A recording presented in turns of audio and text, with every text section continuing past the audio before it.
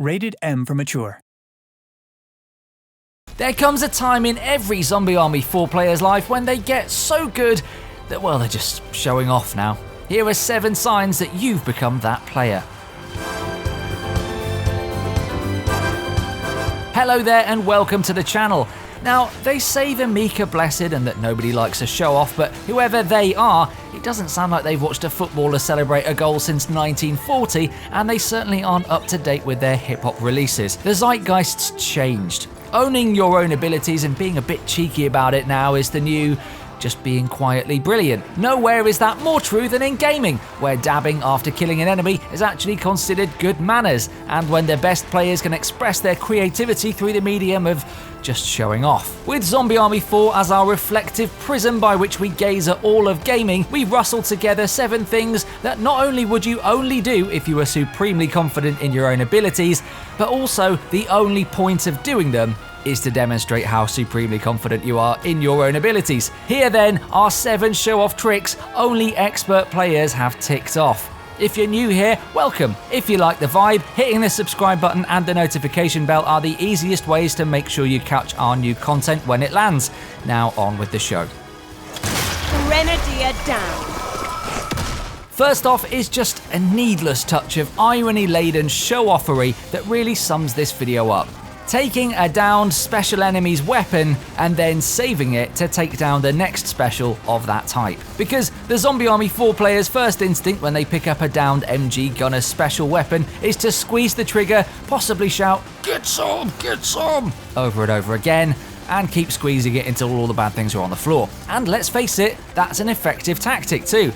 But waiting for the next MG gunner to appear and unleashing their very own weapon against them, or at least that of their close friend who's now deceased, well, what a flex that is. Doing this on butchers is peak show-offery though. I mean, it's hard enough to get a butcher dead, but also doing it using only a melee weapon with limited charge, well, now you're just being silly. The player who pulls this off has long since stopped looking at their health meter because it hasn't taken a dent since we were last allowed in shops without face coverings. They're playing a higher game now, making artistic statements with each kill. And you've got to respect that. You know what really helps to show off how much of a, well, show off you are? Explosions. And what better explosions are there in Zombie Army 4 than Telemines, Panzerschrecks and artillery flares? Now, I know what you're thinking, but Gareth, those items are precious commodities. We need those for survival, for getting ourselves out of a tight spot. Yes, well, true, but come on, they do look so good, don't they, when they go off? So why not have some fun with them? Society has almost been completely wiped out, so really you're doing the urban planners and architects of the future a favour. Instead of just laying down the odd telemine here or there, why don't you place several in close proximity? The next time you find an artillery flare, how about luring your fiendish frenemies with a bait grenade and then enjoying the spectacular light show? Oh, and of course, don't forget to do a little dance at the end. Always important. It may take a little bit more preparation than you're used to. Honestly, zombies these days have no sense of timing whatsoever, but it will easily be the most stylish and most overkill approach you can take to literally vaporizing your enemies.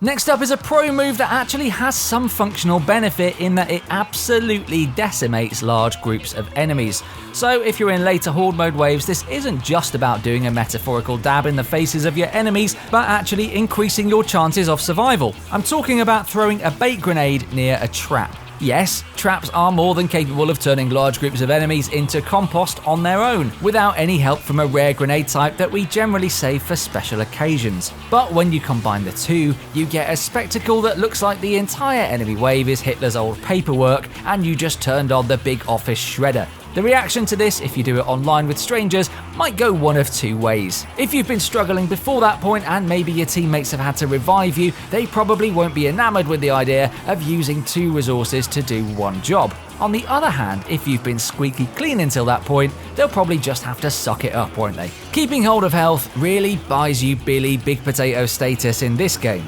Speaking of,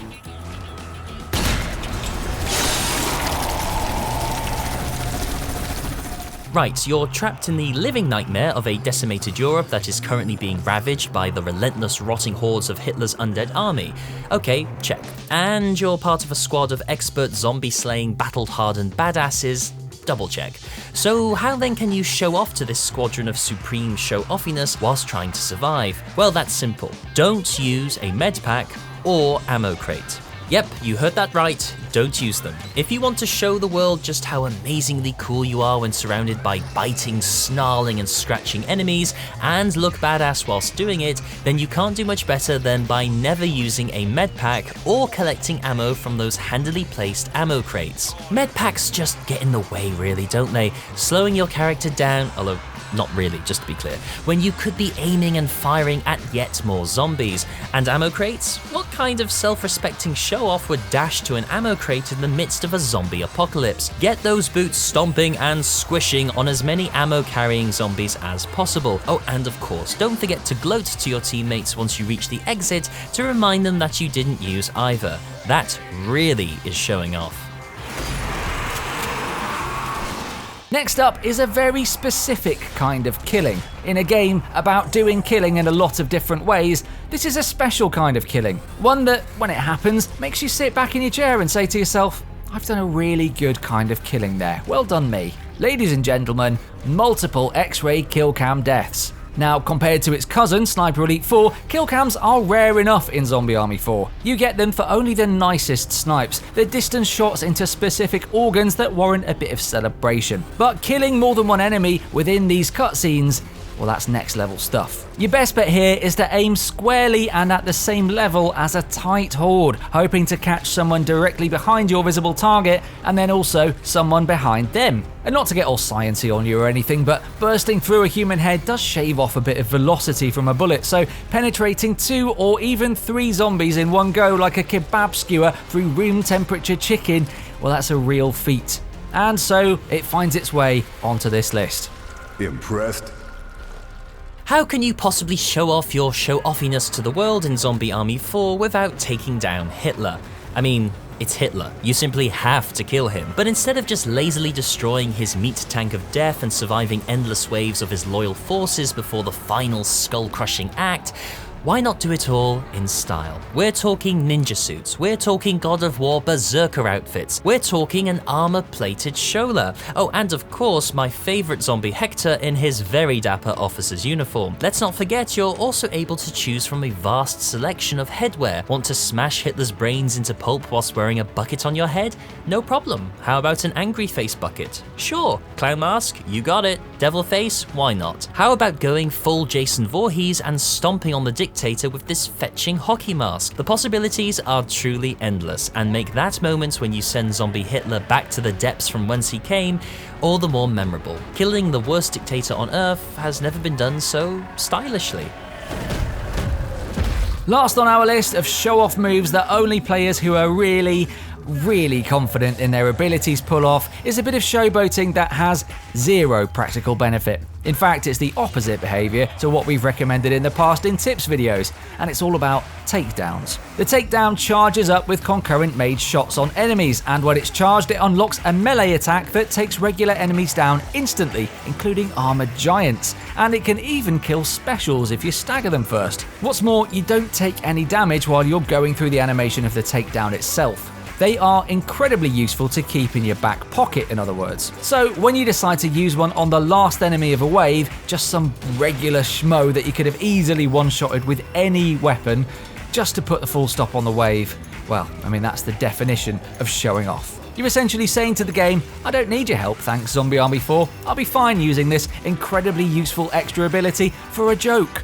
Don't worry about it. Your teammates, on the other hand, well, maybe it's best we don't go into what they're saying, eh?